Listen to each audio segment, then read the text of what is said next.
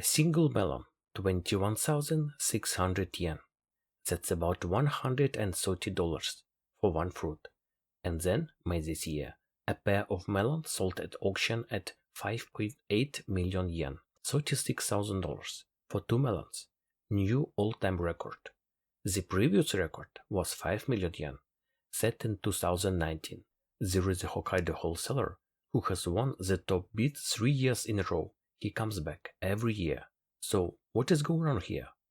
Japan runs two fruit markets at the same time.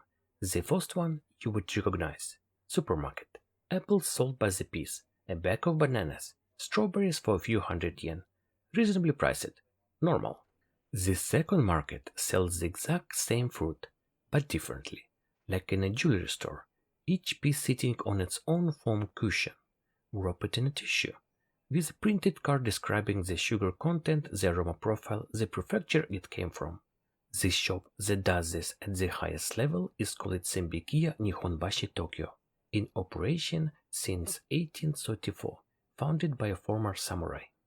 Senbikiya says 98% of their sales are gift boxes, not a lot of, not mostly, 98%, which means almost nobody buying 21,000 yen melon is planning to eat it for lunch.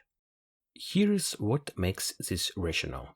Japan has two formal gift seasons every year, Ochegun in July and Oseibo in December. Both have existed for centuries. The idea behind them is giri, obligation.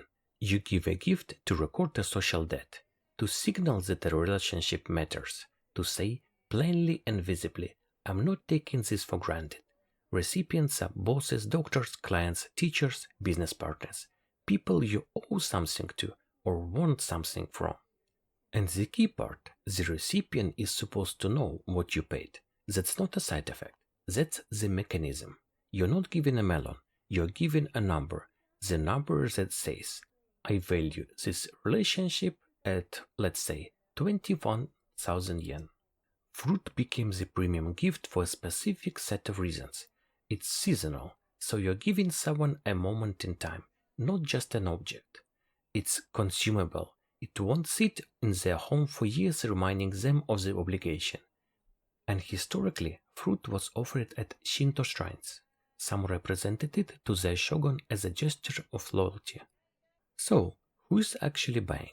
Senbikiya estimates 80 to 90% of what they sell is bought for someone else. So, who are these people? The most common is a corporate gift sender. A company buys a boxed fruit set for a client or business partner. Gift is the message. We take this partnership seriously. Then there is a hospital visitor.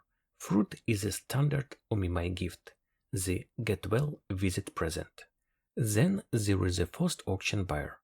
A wholesaler pays 5.8 million yen for two melons, gets national television coverage, displays them at the front of the store, and gives customers a taste at the end.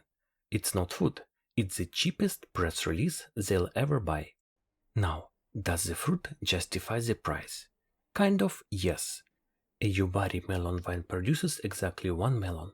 Every other fruit that forms on the vine gets cut off. All the plant sugar and nutrients go into a single fruit.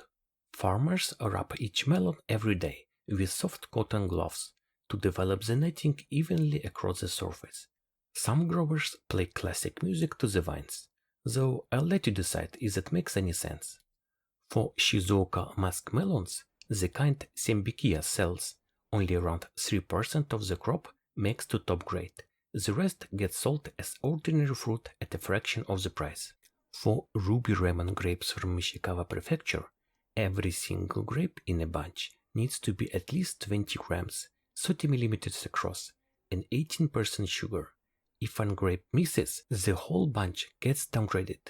In 2010, 6 bunches in the entire season made premium. In 2011, 0. The most expensive grade of ruby lemon grapes simply did not exist that year. The scarcity is real. Here is the part that surprises me the most. Japan is one of the lowest per capita fruit consumers in the developed world, about 100 grams a day, less than half of what Americans eat. less than the Japan Fruit Association recommends for the population. The country that eats almost no fruit built the most expensive fruit market on earth. Because the fruit was never really about eating. It was about what you owe someone and how you show it. You're not buying a melon, you're buying a message. The message is, this is what you're worth to me. One question before you go. Have you ever bought or been given something expensive with that message? Drop your answer in the comments. If you want to know what Japan really costs and why, subscribe. See you in the next one.